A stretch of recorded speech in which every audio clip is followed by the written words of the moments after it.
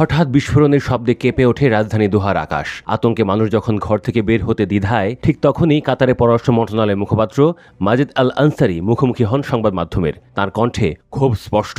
তিনি বলেন, যে দাবি করা হচ্ছে কাতারকে আগেভাগে যুক্তরাষ্ট্র সতর্ক করেছিল, এটি সম্পূর্ণ মিথ্যা। যে কল আমরা পেয়েছিলাম সেটি বিস্ফোরণের মুহূর্তেই এসেছে, আক্রমণের আগে নয়। এই বক্তব্যে স্পষ্ট হলো দোহা ও ওয়াশিংটনের মধ্যে যোগাযোগে বড় ধরনের বিভ্রান্তি ছড়িয়ে পড়েছে। কাতার বলছে তারা পূর্ব সতর্কবার্তা পায়নি, অথচ মার্কিন সূত্রগুলো দাবি করছে বিষয়টি আলাদা। ফলে প্রশ্ন উঠছে, কে আসল সত্য গোপন করছে?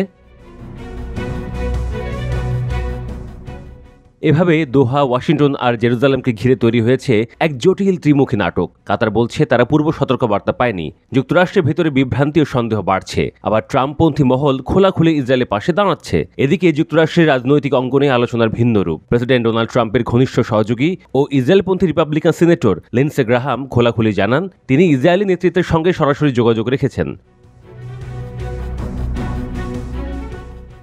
এক্সে দেওয়া পোস্টে তিনি লিখেছেন, আমি আমার বন্ধু ইসরায়েলের কৌশলগত বিষয়ক মন্ত্রী রন ডারমারের সঙ্গে অত্যন্ত ফলপ্রসূ ও খোলামেলা আলোচনা করেছি। আমরা শুধু আজকের ঘটনার দিকেই নয়, গোটা মধ্যপ্রাচ্যের ভবিষ্যৎ নিয়েও কথা বলেছি। তিনি আরও জানান, ফোনে কথা বলেছেন প্রধানমন্ত্রী বেনিয়ামিন নেতানিয়াহুর সঙ্গেও।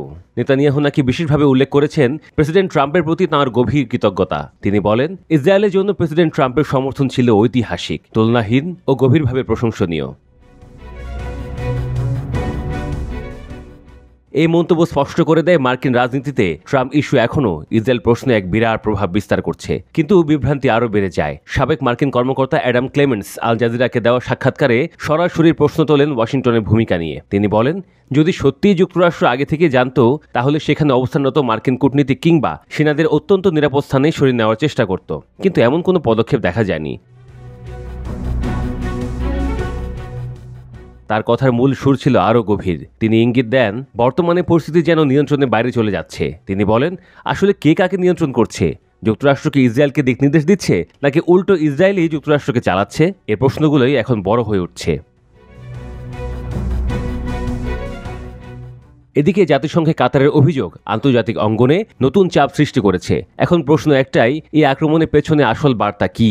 ইসরায়েলের একক সিদ্ধান্ত, নাকি কোনো বৃহত্তর ভূ রাজনৈতিক খেলা? এই ঘটনার কয়েক ঘন্টা পরেই জাতিসংঘ নিরাপত্তা পরিষদে কাতারের স্থায়ী প্রতিনিধি শেখ আলিয়া আহমেদ বিন সাইফ আল থানি বিষয়টি উত্থাপন করেন। তিনি বলেন, এই ঘটনা আমাদের জাতীয় নিরাপত্তাকে সরাসরি আঘাত করেছে। কাতার এমন কর্মকাণ্ড সহ্য করবে না।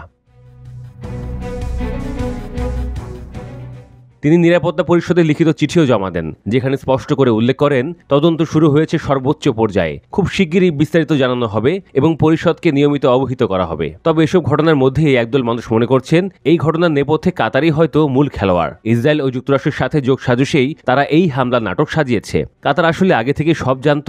কাতারের দেওয়া তথ্যের ভিত্তিতেই হয়তো ইসরায়েল এই হামলা চালিয়েছে। যে কোনো সময় হামাস নেতাদের কাতার থেকে বিতাড়িত করার প্রক্রিয়া শুরু হতে পারে।